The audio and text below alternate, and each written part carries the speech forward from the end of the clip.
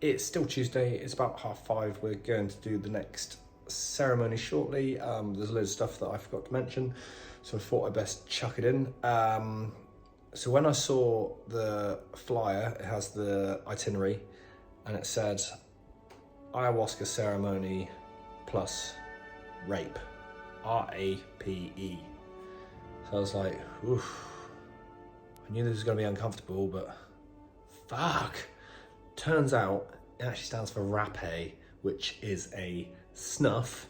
Sounds a lot worse than it is, but before the ayahuasca, they kind of prepare it and basically blow it up your nose. And it's a snuff, but it's not tobacco. It's lots of various different leaves and bits and pieces from the jungle. Each tribe has its own recipe, and yeah, that was quite interesting. It was quite intense and kind of brought everything on. The main reason I made this video is because we just did a breathwork session, and I've heard bits of breathwork and I've tried little bits of yoga nidra and stuff. It doesn't really do much for me. So we did it and I was like, oh, won't really get much off this. But they're saying that the breathwork, the action of the breathing, produces DMT in the lungs, and then you can send the DMT from the lungs to the mind. And it's, you breathe in like, but you're breathing deep into your lungs rather than into your stomach.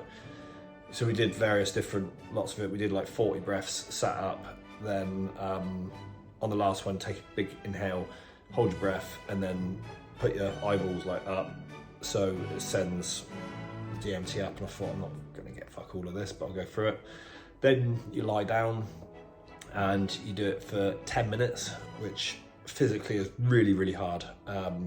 It's like a really hard training session. It's like doing fucking CrossFit or something. It's like, oh my God, like cheeks hurting. They said you'll feel tingling in your fingers. I thought, I'm not gonna feel any of this. And I did it, and then they give you like a period afterwards where you kind of just there relaxing, breathing normally. And this is like, it's like when you're going into dream state. It's like when you just start dreaming, and it's kind of like a vivid kind of pictures.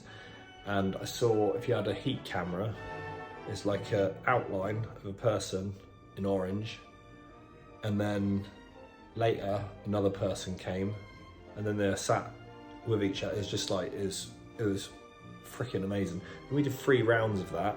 By the 3rd round, I was in full-on dream state. So I'd assume that your body, because your body produces DMT, I'd assume the body uses DMT when dreaming. If anyone knows this, please comment and let me know. Be interested to find out my theory is correct. But yeah, it was absolutely full on. Totally mind blown. Was not expecting that just from a bit of breathing and panting, but super relaxing as well. A lot of the guys in there fast asleep afterwards. So yeah, another learning curve, but preparing the next hour or so. Going to do the 2nd ceremony. I don't know if I want to go high. I'm either going to go higher or lower on the dose. I'm really not sure. Last night I was telling myself just go lower, just take a little bit. And today I was like, in for a penny, in for a pound. Rest day tomorrow though. Got some integration and stuff, but yeah, see you on the other side. Bye. It's Wednesday. It's the morning after, night before. Definitely a little bit more jaded this morning, but considering where I've been, not bad at all really. So last night is different. It was more chilled. The group as a whole was less traumatic. Just people were a lot more settled, not losing their shit to the same degree of the first night.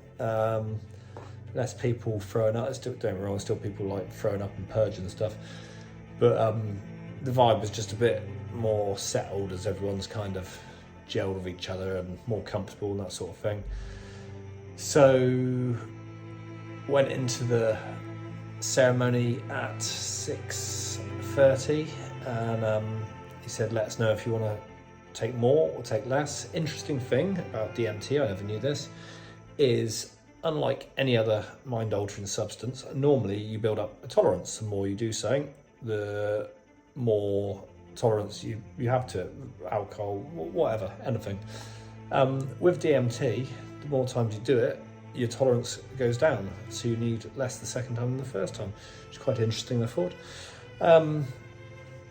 So he said to me, how much do you want?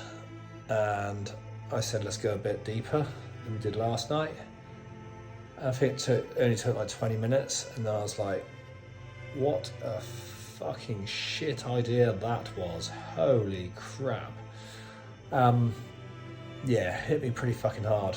The visual stuff, it was still full on, but it was less than the night before, less chaotic. But what I did get straight off the bat, I got very clear.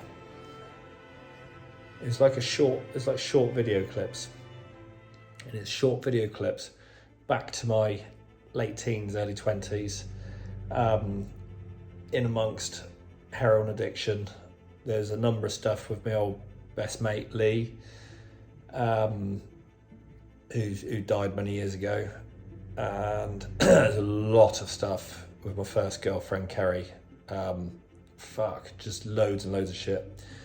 And one bit I missed was my intention yesterday was, rather than just view the river going past, I said, fuck that, I want to get in it. I want to jump in the river. I want to be fucking in amongst it. And that was my intention. That's what I got. So when I was seeing all these short images and videos of early days heroin addiction, Kerry died a number of years ago as well. I was fucking in it, feeling it 100%. And I was like, right, okay, let's step back like we did the night before, like watching the IMAX cinema. Not fucking happening. I was in it, and I was like, fuck, I want to get off. The problem is, once you're on the roller coaster, you ain't fucking getting off. You're there for the next 6-7 hours, whether you like it or not. So I was like, okay, just accept it, run with it, and just literally cycled through, went through my relationship with Kerry, which was very traumatic, my friendship with Lee, which is fine, but the circumstances and life I was living, which at the time didn't seem that bad, but looking back to what I know now, it's like, fuck. Early days of prison, like just the fucking fear when I went into prison. Years of sexual performance anxiety, previous girlfriends, relationships, just fucking boom, boom, boom, boom. Childhood stuff, like growing up as a kid, things like my dad shouting, me fucking losing my fucking shit, not being able to handle it. And the whole time I was like, what am I supposed to be learning here? What is this trying to show me? And I couldn't fathom it out in the moment. I just let it run. And when I went to bed last night, I was like, maybe it's that I'm supposed to kind of forgive myself and be a bit kinder to myself, but it's quite hard when all you're being shown is all the shit that you've done. So yeah, don't know. I'm sure it will cycle itself through over the coming days, weeks, months. So yeah, it's definitely challenging. It's fine. It's like I said before, this is my first rodeo. I know, just got to accept it, run with it, try and observe it. But it wasn't altogether unpleasant. The vibe of the room was it chilled much more quickly than the first night. Like a lot of things like they do with the music, they set the tone and the pace with the music, and that chilled down much more quickly, and it's kind of quite just nice, peaceful, chilled vibe. Like the music is beautiful, it's just fucking amazing, and it really does kind of set the intention, set the pace, set the dynamic of the room. So yeah, it was it was quite challenging. I think everyone's feeling a little bit more jaded this morning, but then it's nothing like nowhere near having like a hangover or something like that. Like nothing like that. It's nowhere near as bad. Just went and had breakfast for everyone. Eating food was quite nice. I felt really fucking sick the first hour, probably just like deep in my stomach, just like I didn't throw up, but it's just that deep, empty, sick feeling, like eating hardly fuck all. That's part and parcel of the process. So we've got a nice chilled day today, a bit of rest and recuperation. We've got a group sharing at 4:00, which would be good. Just everyone gets together in a group, and we're all like, everyone's chatting with each other anyway. Building some really close connections here, which is super nice. Few of the guys kind of get on really well. Just so many similarities with a couple of them. Just our lives, we grew up on different sides of the world, but then when we piece together our journeys, it's just like, fuck, you did that at that age as well. And just like so many similarities, which is very interesting.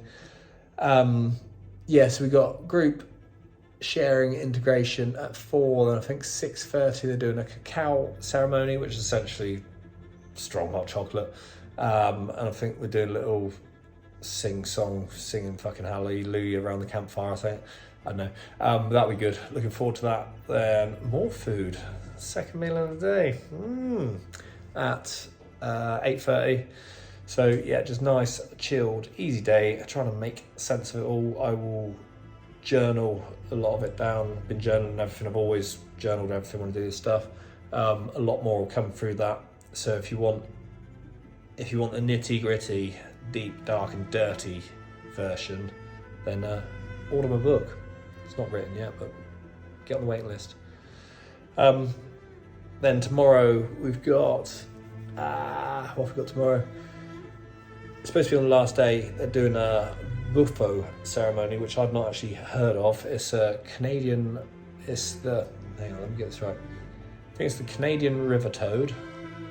It secretes a poison on its back. And before you panic, it's alright, we're not going around fucking licking toads or nothing. That'd be fucking weird, even I draw the line there. So yeah, it's like, I think it's Canadian river toad, and it's MAOI or something like that, DMT. So it's another offshoot. There's actually a chemist here who's he's a chemistry teacher, very smart guy, about my age, works at a very prestigious international school. So he's been breaking down the chemistry and the like the compounds and stuff like that. Super interesting, above my mental ability levels, but fascinating all the same. So you actually smoke it, which I was a little bit like, that feels like quite dangerous ground to me. But then this guy's done it before, and it's super fucking intense. It's about as intense as you can get. It's very short, sharp. It's like 20 minutes, and then you come out, and it's basically, from what I can gather, you kind of completely disconnect with your body, and it's kind of like some people have described it as like dying and seeing the bigger, wider universe, ether, I don't know what, but it's supposed to be pretty fucking profound. I have heard of it years ago. Very, very, very intense, but short. And I was a little bit unsure because of the smoking part, and I was like, sounds a little bit like crack cocaine to me. I don't want to go there. But then I spoke to this guy, and I said, like, what's the after effects like, the hangover? And he said, no hangover, no come down, no nothing. So I was like, actually, that to me doesn't put it in the same category as kind of, street drugs, if you like. I know anything like this for me is not addictive. I know I'll walk out of here and I'll be like, done, close that door. Won't be craving anything or anything like that. If there was any chance possibility that I would not be here, categorically, especially after the fucking shit reruns I've seen last night. So we got that tomorrow morning. It was supposed to be the last day, but we're leaving early. So, and then I think there is a San Pedro ceremony. I probably said in one of the earlier videos, taken San Pedro before. It's some cactus in South America. It's like psilocybin, very similar to magic mushrooms. Didn't get on that well with it in the past. I go very sketchy, paranoid, self-conscious. So I'll probably ask for a very, very small dose of that. I'll say just give me enough so I can just about feel it. Yeah, because it's in the daytime as well. I'll just get a sketchy mess. So yeah, let you know how I get on. Cheers, bye.